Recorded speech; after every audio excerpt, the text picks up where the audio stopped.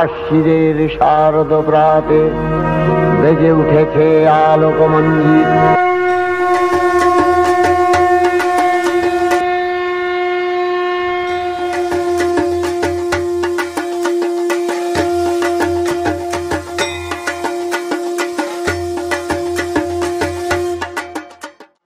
কথিত আছে মুঘল সম্রাট শের শাহের আমল থেকেই এই বংশের দুর্গাপুজোর প্রচলন হয়েছিল। পরবর্তীতে রাজা কৃষ্ণচন্দ্র রায়চৌধুরী, ভূপাল চন্দ্র রায়চৌধুরী রাজ পরিবারের বংশধরের হাত ধরে এখানে দেবী পূজিতা হন। ইতিহাসের পথ বেয়ে আজও দুর্গাপুজোর রাজবাড়িতে পুজো করে আসছেন তাদের বংশধরেরা। দেবী দুর্গা কয়েকশো বছরের প্রাচীনত্বের গন্ধ মেখে নিয়ম নিষ্ঠার সাথে পুজো পেয়ে থাকে এই রাজবাড়ির ঐতিহ্যবাহী প্রাচীন দুর্গা দালানে। তবে সময়ের পরিবর্তনের সাথে সাথে পুজোর পদ্ধতির কিছুটা পরিবর্তন ঘটেছে রাজবাড়ির এই পুজোয়।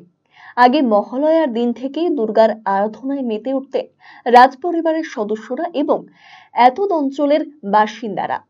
জোড়া মোষ এবং পাঠা বলির মাধ্যমে আগে দেবীর বোধন হতো মহালয়াতেই। তবে এখন মহাষষ্ঠীতে হয় দেবীর বোধন, পাশাপাশি বন্ধ হয়ে গিয়েছে বলি প্রথা। যদিও পুজোর নিয়ম নিষ্ঠা রয়ে গিয়েছে আগের মতনই। এখানে অসুরের গায়ের রং হয় ঘন সবুজ, আর দেবী দুর্গার মাথার উপরে ব্রহ্মা বিষ্ণু মহেশ্বরের অধিষ্ঠান থাকে। রাজপরিবারের বর্তমান বংশধর অভিষেক রায়চৌধুরী জানিয়েছেন, আমাদের আদি বাড়ি ছিল ইটাহারের চূড়ামন এলাকায়। সেখানে দেবী দুর্গার আরাধনা হতো। মহানন্দা নদীর করাল গ্রাসে রাজবাড়ি এবং রাজ্যপাট চলে যায় নদী গর্ভে। তারপর সেখান থেকে চলে এসে দুর্গাপুরে নির্মিত হয় রাজপ্রাসাদ ও দেবী দুর্গার মন্দির। মহালয়ার দিন থেকে রাজবাড়ির পুজোকে কেন্দ্র করে যাত্রাপালা, থিয়েটার, সার্কাসের আসর বসত। পুজোর কটা দিন এলাকার সর্বস্তরের হাজার হাজার মানুষের ভোজনের ব্যবস্থাও থাকত। আমোদ প্রমোদে মেতে উঠতেন সকলেই। কালের পরিবর্তনে সেসব এখন ইতিহাস। আমাদের এখানে বর্তমানে যে মন্দিরটা দেখতে পাচ্ছেন, এটা বাংলার 1335 সালে তৈরি হয়। আমার ঠাকুরদাদার ঠাকুমা যিনি ছিলেন দুর্গাময়ী রায়চৌধুরী, উনি এই মন্দিরটি তখন তৈরি করেন এবং ওই 1335 সাল থেকে আমাদের এখানে দুর্গাপুজো হয়ে আসছে।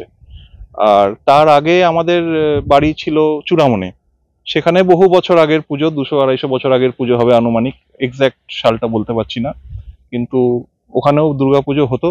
এবং পরবর্তীতে মহানন্দার ভাঙনে যখন ওই বাড়িটা আস্তে আস্তে আমার পূর্বপুরুষরা দেখলেন যে বাড়িটা ভেঙে যাবে, তখন ওনারা এখানে আবার এসে নতুন করে বাড়ি তৈরি করে এখানে মন্দির তৈরি করে ওই 1335 থেকে আমাদের এখানে পুজো হয়ে আসছে। নিয়ম তো আমরা চেষ্টা করছি যে চূড়ামনের বাড়ি থেকে যেসব নিয়মগুলো তৈরি হয়েছিল, যেভাবে পুজো হয়ে আসতো সেইভাবেই আমরা চেষ্টা করি এখনো পুজোগুলো করার, মেনটেন করার নিয়মগুলো। যেরকম সপ্তমী, অষ্টমী, নবমী দৈনিক যে পুজো হয় সেগুলো হচ্ছে। হ্যাঁ, আশেপাশে প্রচুর লোকজন পুজো দেখতে আসে, আমাদের লোকাল থেকেও আসে, কিছু দূর থেকেও আসে, ইটাহার থেকে, রায়গঞ্জ থেকেও লোকজন আসে পুজো দেখতে। এবং আমাদের আত্মীয় স্বজনরা, এই একটা সময় আমাদের বছরে যখন সবাই এক জায়গায় আমরা একত্রিত হই, সবার সাথে দেখা হয়, একসাথে আমরা পুজোর কাজ করি। সারাদিন পুজোতেই সবাই ব্যস্ত থাকি পুজোর কাজে, তো এইভাবেই সবাই মিলে একসাথে কেটে যায় দিনগুলো আর কি। তবে রাজবাড়ির দুর্গাপুজো নিয়ে এখনো এলাকার মানুষের মধ্যে একটা আলাদাই উন্মাদনা থাকে।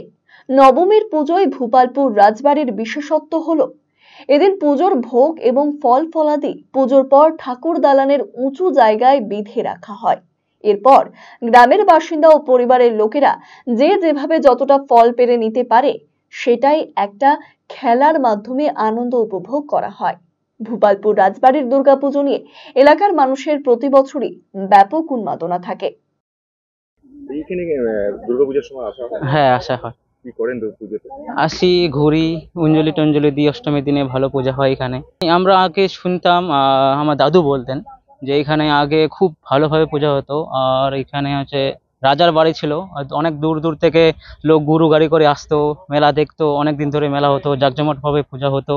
বাট তেমন এখন হয় না।